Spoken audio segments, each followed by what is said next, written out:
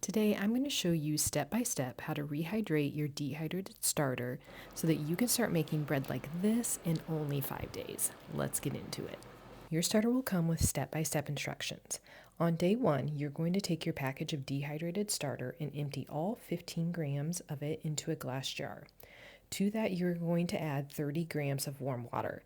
You don't want the water to be too hot, so if you can use a thermometer to check the temperature, we are looking for around 80 degrees Fahrenheit.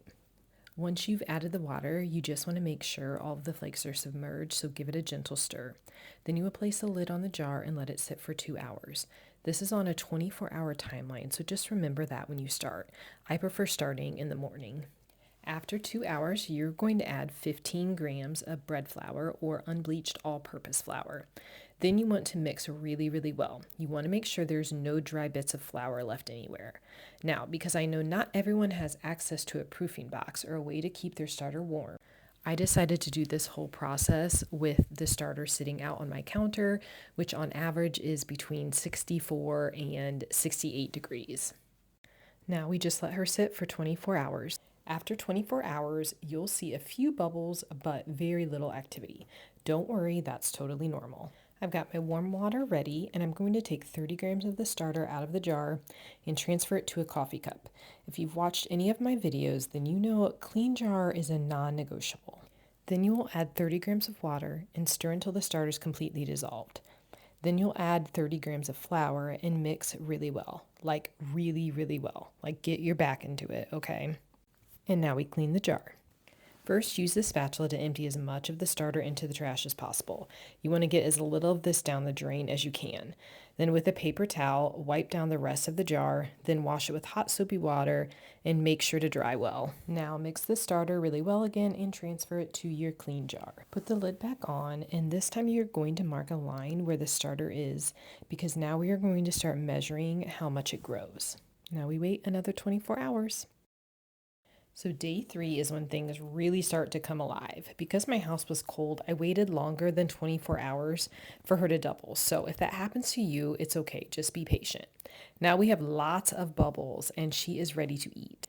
You will discard all but 15 grams of starter, and you are going to add 30 grams of water and 30 grams of flour. This is considered a 1:2:2 ratio.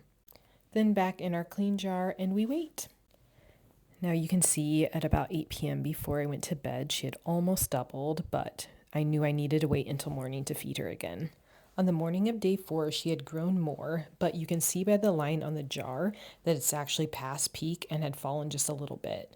This is why a clean jar is so important. If your jar is a mess, you couldn't have seen how much it had grown. This, and then with all the tiny little bubbles that you can see on the top, I know she's hungry and ready to be fed again. You'll do the exact same feeding, except this time a few more grams of flour. After 4 hours, she had doubled, which is a sign of a strong starter.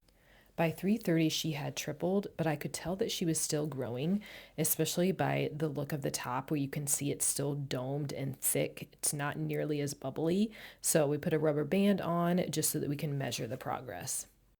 And she definitely had grown more. So part of this process is learning to know when your starter is at peak. So hopefully through this, you've seen that just because it has doubled does not mean it's done growing. It often can triple, if not quadruple. So start to look for those signs so that your starter can be as strong as possible. So at 7:30 p.m., I fed her 25 grams of starter, 50 grams of flour, and 50 grams of water.